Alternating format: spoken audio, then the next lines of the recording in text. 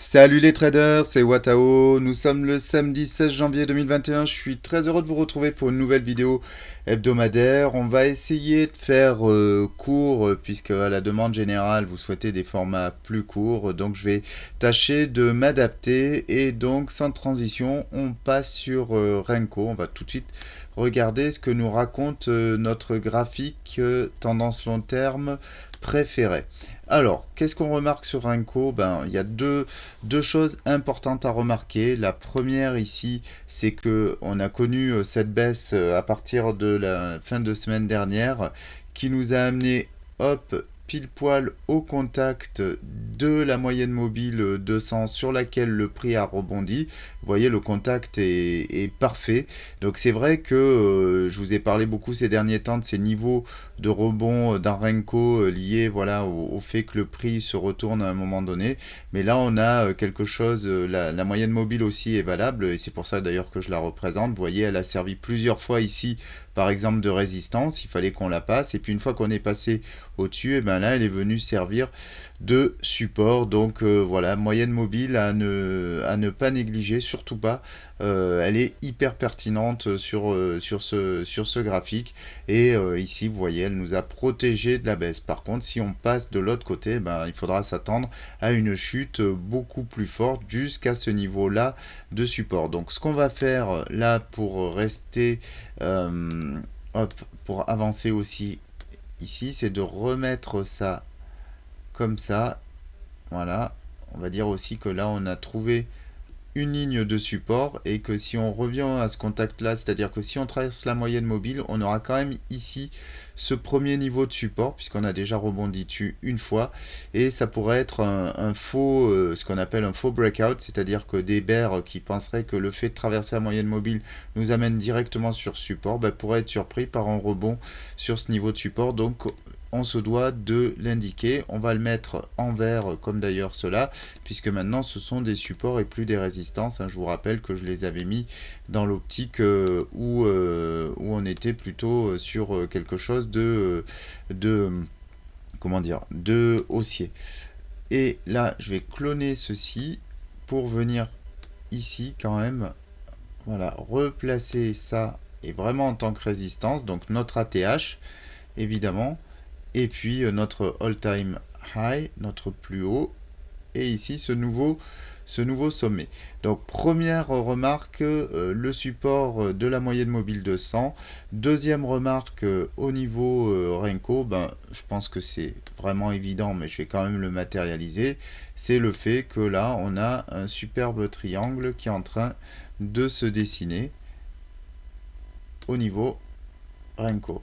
Ok, donc quand je disais, je parlais de breakout et de voilà, si on sort, si on suit cette figure là, ben, logiquement vous voyez, on vient de prendre appui ici. Alors là la figure n'est pas forcément terminée, donc il faudra voir dans le week-end si ça continue ou si on vient reprendre appui sur la moyenne mobile, auquel cas on aura plutôt quelque chose comme ça, hein.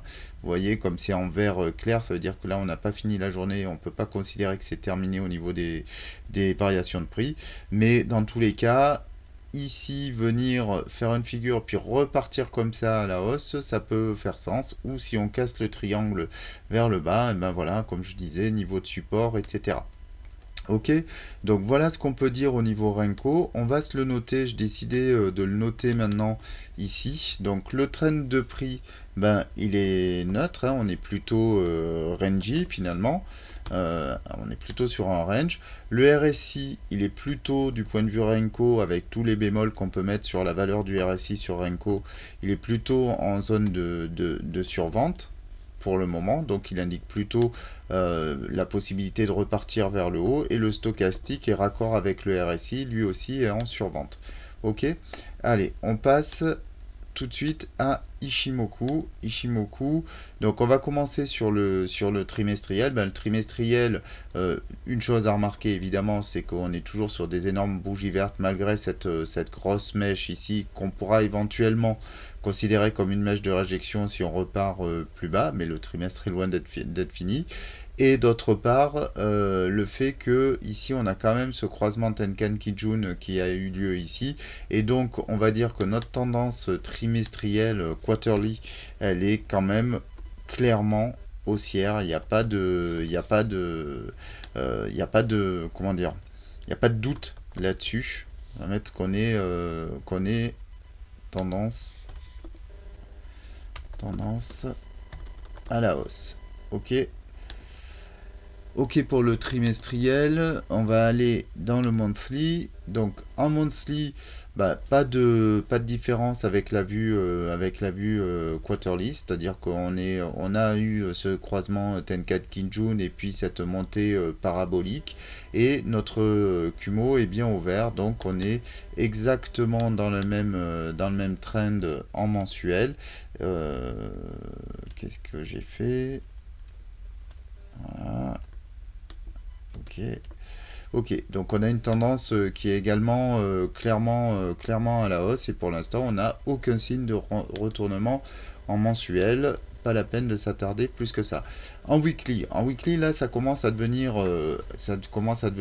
intéressant, puisque on a après 1, 2, 3, 4 semaines de hausse continue.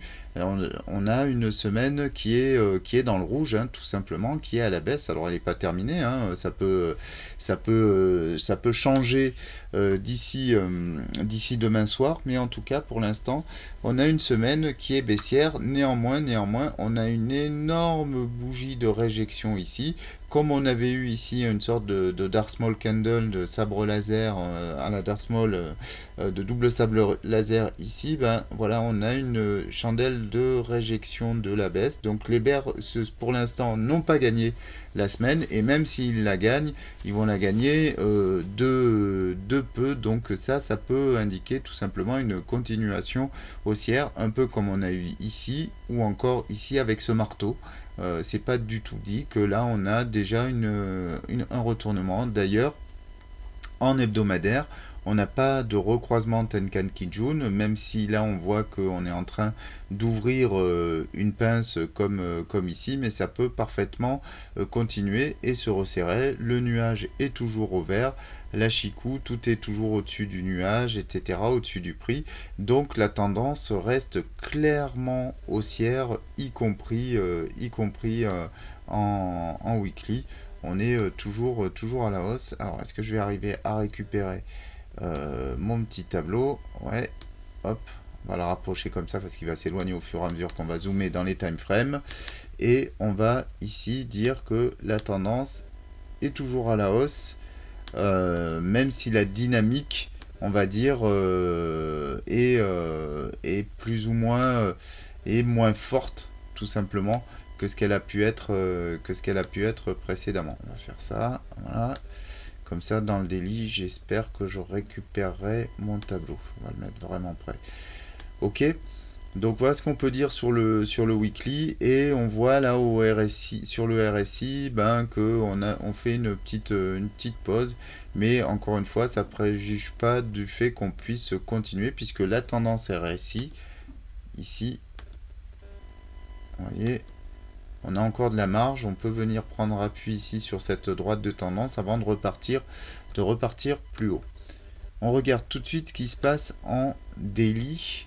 Donc en daily, globalement, par rapport à ce que je vous ai dit la semaine dernière, qu'est-ce qu'on constate? On constate effectivement une pause dans la hausse continue, avec un prix qui vient ici prendre appui sur la Kijun, d'accord, avec cette mèche là qui dépasse légèrement et qui repart à la hausse. Donc par rapport à la semaine dernière, on a connu une baisse 1, 2, 3, 4, 5 de 5 jours, 1, 2, 3, 4 jours de baisse, on prend appui ici sur la Kijun et paf, on est repropulsé vers le haut, on n'arrive pas à repartir complètement à la hausse et on retrouve le triangle qu'on a vu tout à l'heure sur Renko, hein, on le retrouve évidemment ici en daily. Alors je le dessine sur la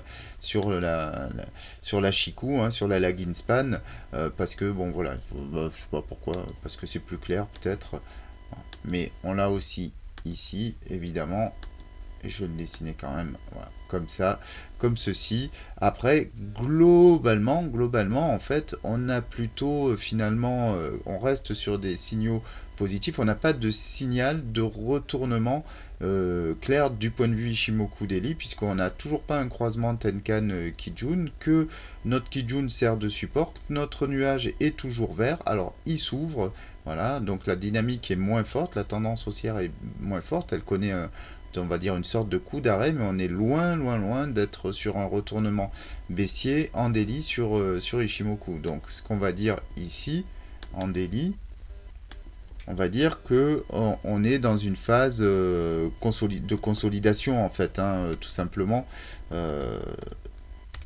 Consolidation, triangle, Renji quoi. Donc qui est plutôt... qui peut être le début d'un range. Ok, allez, on regarde tout de suite en 12 heures, où on va avoir des signaux un peu plus précis. En 12 heures, ben en 12 heures c'est intéressant, je vais enlever ça. Hop, parce que ça n'a plus de sens. Ici, sur la lagging span, voilà pourquoi il faut le mettre sur les chandelles. Donc sur le 12 heures, évidemment on est un peu plus précis que sur le daily. Et là qu'est-ce qu'on voit? On voit qu'on est comme en daily, on n'a pas de signal de fort de retournement. Et même on voit là, on aurait pu avoir une Tenkan qui traverse la Kijun, mais ça n'a pas été le cas. Elle a trouvé appui et boum, elle est repartie plus haut. Donc là, pour l'instant, pareillement, on est sur une consolidation Renji exactement comme en daily. On n'a pas de signal précurseur en 12 heures par rapport au daily, comme on pourrait s'y attendre. Bon, maintenant, évidemment, en 4 heures, ça risque d'être un peu différent. Alors, qu'est-ce que nous dit le 4 heures? Le 4 heures, il est très intéressant, hein, évidemment, parce qu'on a beaucoup plus de choses à voir et à se raconter.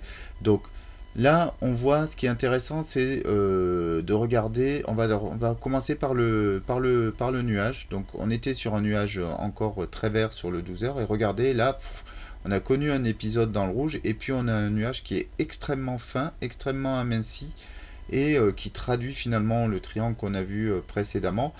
Même s'il est là légèrement dans le vert, on voit que voilà, il est en train de s'amincir, et donc ça veut dire qu'il va pouvoir être traversé facilement dans un sens ou dans l'autre par le prix. Et là, c'est typique d'une phase de consolidation, nuage à plat, très horizontal, très mince.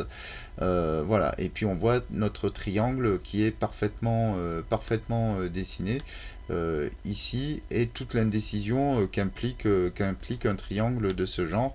Alors, normalement, plutôt un triangle éventuellement de continuation haussière, mais ça peut parfaitement être une fin de cycle et on peut repartir vers le bas. Au niveau croisement Tenkan Kijun, ici, vous voyez, on avait un premier croisement qui nous a emmené vers le bas. On avait traversé ici le nuage, on a bien rebondi. On est venu ici jouer avec la SSB, on est reparti vers le haut, on a traversé tout le nuage. On est venu ici encore une fois être rattrapé et réintégrer le nuage. Et puis voilà, on oscille autour du nuage ici avec un recroisement à la hausse. Mais bon, vous voyez, cette pince en C ici, elle est en train de se refermer. Donc on peut s'attendre effectivement à ce que on recroise encore, on revienne prendre un appui. Alors peut-être d'abord qu'on va venir ici tester le haut du triangle avant de repartir, et enfin de s'extraire dans un sens ou dans l'autre. En tous les cas, pour ce qui est du signal retard de la Chikou, eh bien on est repassé au-dessus du prix, on est quand même au-dessus du Kumo, donc la continuation haussière n'est pas du tout exclue du point de vue Ishimoku, et on a un récit qui est neutre, hein, qui est sur les 48, sur les 50-76, là vous voyez 51-40, bon, qui est complètement neutre, qui est au milieu, et ici, on pourrait considérer qu'on a une tendance baissière, mais vous voyez, plus court terme, on a une tendance haussière. Donc, du point de vue ici, Ishimoku, ce qu'on va se noter en 4 heures, eh ben, c'est qu'on est vraiment dans notre triangle.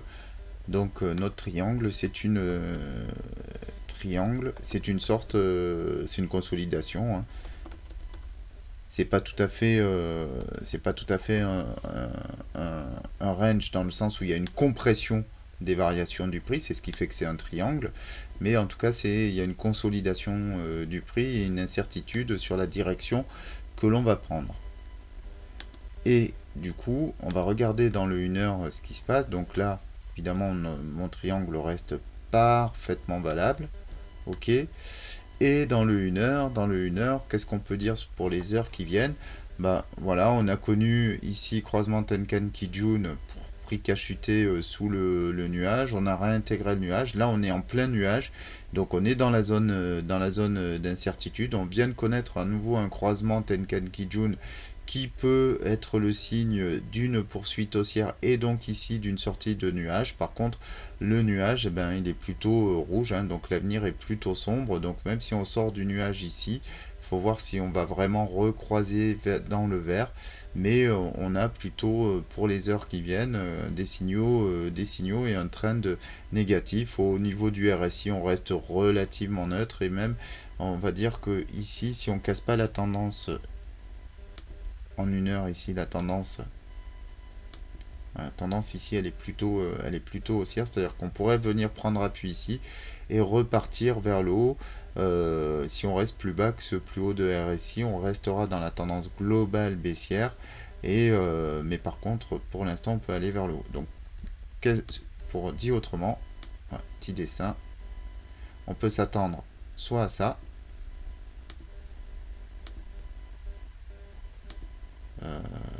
c'est bon, je vais garder ça, soit à ça.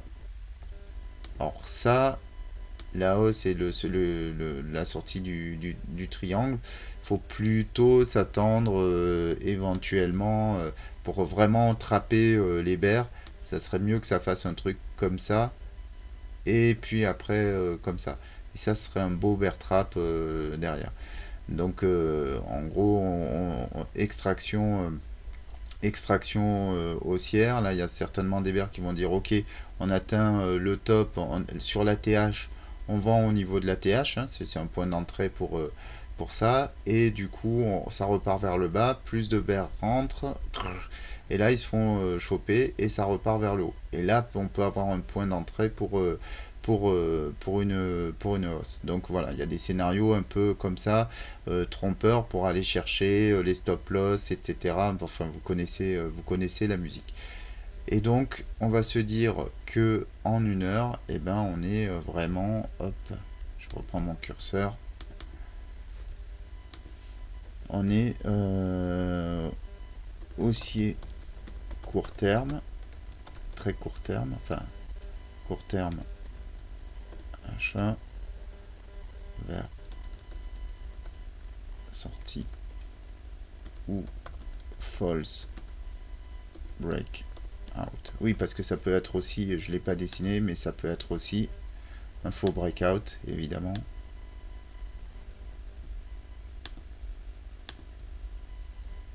Et là, c'est des boules qu'on va attraper là-dedans. Ok. Donc, voici pour les différents scénarios que peut nous donner Ishimoku.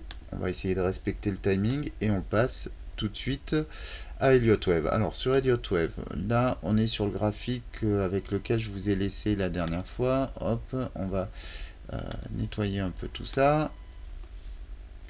Alors non, ça va être intéressant. Pourquoi j'avais mis ça, je sais plus. je repars de zéro. Donc la question la dernière fois, c'était, là je suis en 3 jours, est-ce que je peux garder, est-ce que je peux tout de suite poser ma 4 là? Ça c'est la vraie question. Alors je sais plus pourquoi je l'avais posé, ça me semble un peu prématuré. On va se mettre en daily et regarder ça. Je vous fais pas la vue globale parce que je pense qu'on l'a déjà assez travaillé les fois précédentes. Et on va aller tout de suite dans les plus petites unités de temps. Je vous renvoie sur les précédentes vidéos au cas où vous voudriez voir le pourquoi du comment de cette vague 3 et de cette vague 4. Ok, donc ici, on va se mettre un petit coup d'aimant. Ici, on va se dire que effectivement, on peut poser notre sommet de vague 3 et donc la question c'est est-ce qu'on peut poser la vague 4 là? Bon, et ben écoutez, la réponse est clairement non, puisque, regardez, j'avais dessiné une ABC, qu'on est venu ici chercher plus bas notre sommet, notre sommet de A, ici, hein. La B, on peut tout à fait la placer comme ça.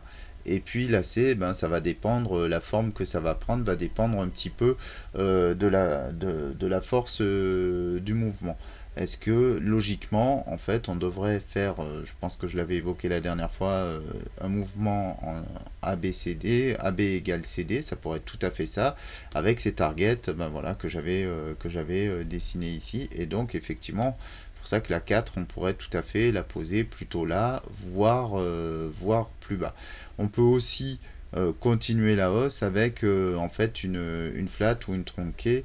Alors, du coup, ce qu'il faudrait que je sorte, c'est les différentes targets de mon petit aide-mémoire. Alors juste ce que je voulais vous dire, la dernière fois je me souviens parfaitement, je vous ai parlé du setup qui consiste à vendre les 61.8.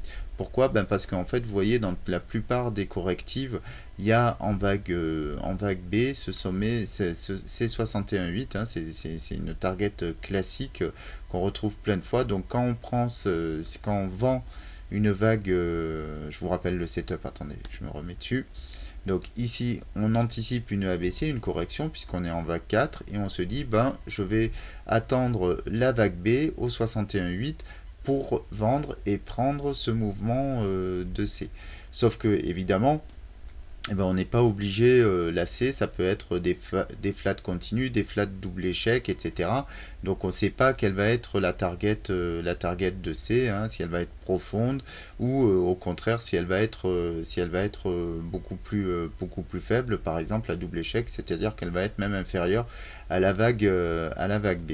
Dans tous les cas, dans mon tableau, ce qui ne ressort pas, bah, c'est la possibilité ici de faire un triangle en ABC qui serait, alors encore une fois, en ABCDE, pardon, hop, de faire quelque chose comme ça. Et vous voyez, on est déjà dans un triangle. Donc on peut avoir tout à fait quelque chose de ce type-là. Les triangles sont typiques des vagues 4 où on a des figures de consolidation complexes. De la même manière, on peut aussi avoir éventuellement des WXY. Alors ça change pas les targets et les fibos, mais par contre c'est des décomptes un peu plus complexes, Z par exemple, ou des choses comme ça. D'ailleurs, j'ai eu un petit mail à ce sujet-là, oui, il faut que j'en parle. Pourquoi, si je reviens sur la ABC de tout à l'heure, on va se mettre en 4 heures pour mieux voir. Hop. Est-ce que ici on n'avait pas déjà une ABC? Est-ce qu'on peut, et je sais pas si c'est pour ça que j'avais mis la vague 4 ici. Est-ce que ici on n'a pas déjà une ABC de ce type là? Donc la question est non seulement pertinente mais légitime. Pourquoi on ne peut pas dire tout simplement qu'on est là-dedans et que donc ici on est déjà dans une impulsive en 1, 2, 3, 4, 5 de ce type là? Ok, est-ce qu'on peut d'ores et déjà se placer là-dedans? Alors, je dis pas que c'est impossible, mais je dis que là, ça fait une vague 4 qui est hyper courte en termes de temps par rapport aux vagues 4 qu'on a connues enfin, par rapport à la vague 2 qui correspond, alors elle est loin, hein, elle est ici, mais en général, en fait, la vague 4 va avoir tendance à être assez longue, surtout quand il y a une consolidation. Et donc là, ça fait vraiment court en termes de time frame. Et c'est pour ça que je privilégie pas du tout ce scénario-là, même si on ne peut pas totalement l'exclure.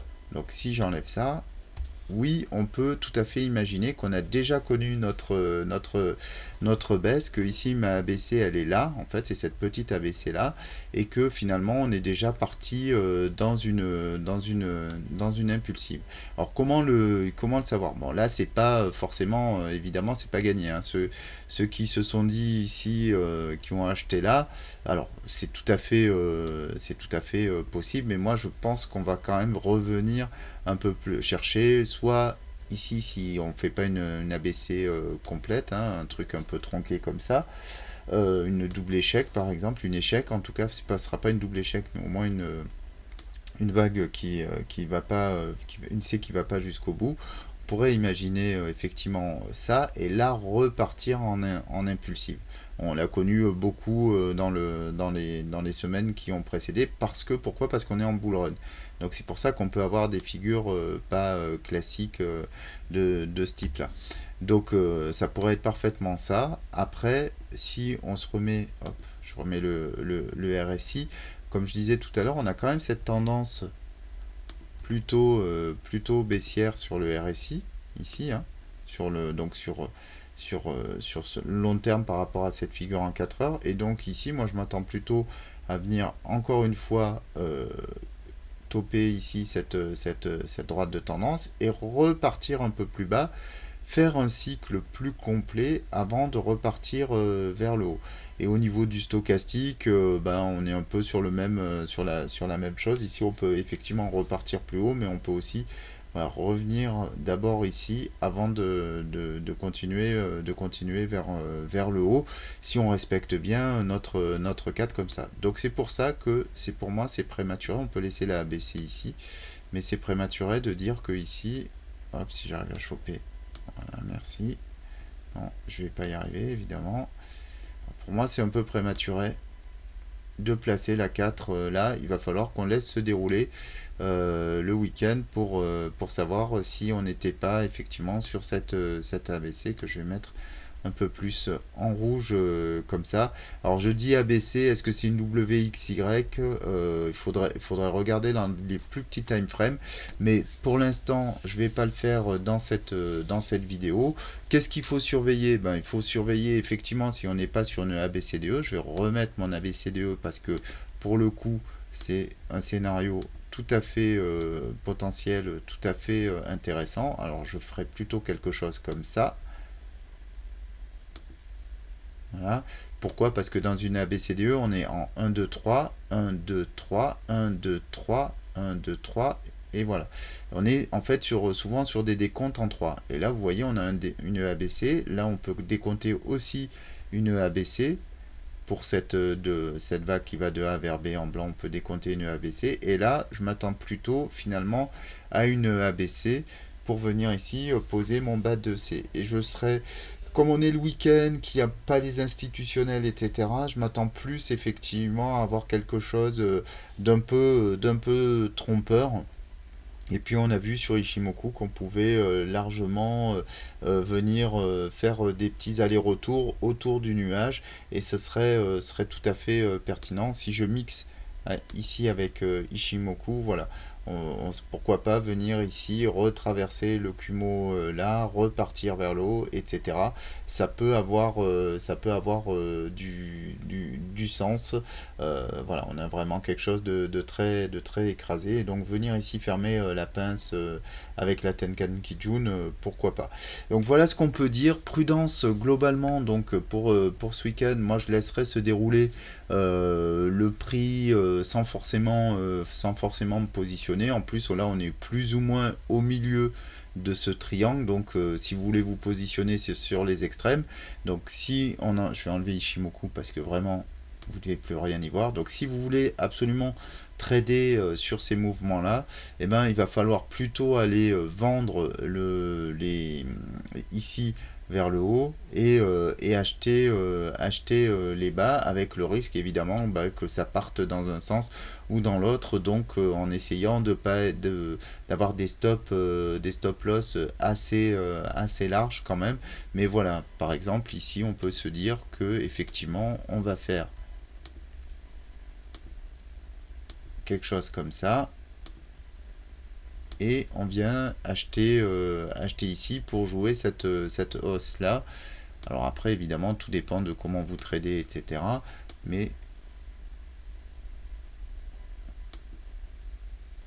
ben voilà, il y a quand même du potentiel en termes de prix. Et si on se met en termes de longue, voilà, on va dire que je prends cette target là et mon stop loss, je vais le mettre, hop, merde, mon stop loss, je vais le mettre ici au niveau de l'autre plus bas du triangle, voilà, un peu plus large. Bah ici vous voyez on a quand même un ratio de 3,54 qui est hyper intéressant et qui est relativement safe par rapport à ce triangle. Donc ça c'est quelque chose, pour moi c'est un play qui est parfaitement jouable. Alors après je vous laisse faire vos ratios de Fibonacci sur la ABC. On va le faire quand même ensemble si jamais vous vous posez la question. Je vais enlever l'aimant. Hop. Donc ici, vous voyez, on est venu taper pile poil les 61,8. Donc ça, ça c'est intéressant. Et on se retrouve dans le même setup dont je vous parlais. Hein. Donc ABC, on est sur les 61,8. On peut vendre à ce niveau-là. Et du coup, AB égale CD. Et ici, on va être en target. Faire nos ratios, Fibo d'extension, ici, sur les 100, vous voyez, on est parfaitement sur les 100, donc un ratio de 1, donc AB égale CD, hein, évidemment, mais on pourrait descendre un peu plus bas. Alors, une autre target, c'est 161,8, mais vous voyez que là, mon stop loss serait pris, parce que je suis plutôt conservateur, et effectivement, je la jouerai ici plutôt conservateur, prudent, avec un stop loss voilà, à ce niveau-là. Et donc, si ça descend jusqu'au 161,8, bah tant pis. Ça veut dire qu'on n'est plus dans mon triangle, en fait, hein, tout simplement, et qu'on est plutôt parti vers le bas ou pour aller chercher ces targets-là directement. Et en fait, c'est cette C-là qui serait en train de se jouer, hein, cette C-là qui serait en train de se jouer en ABC. D'accord. Donc là, tant pis, on prend ses pertes et par contre, on peut éventuellement se repositionner ici en se disant j'ai touché mon bas de 4 qui serait une autre zone d'achat. D'ailleurs, il faudrait le mettre plutôt en vert. Je sais pas pourquoi je les avais mis en rouge. Bref. En tout cas, voilà, si on veut poser la 4, c'est là. Oui, je les avais mis en rouge parce que je pense que j'avais des targets de vente en fait ici. Bon, bref, je sais pas. Donc celle-là c'est plutôt pour aller se positionner à l'achat dans les deux setups que je vous ai montré. En tout cas voilà, vous avez l'analyse qui vous permet éventuellement de vous positionner sur le court terme et la vision plus long terme telle qu'on l'a décrite. Je vous souhaite un excellent week-end les traders, trade save et je vous dis ciao à la prochaine fois.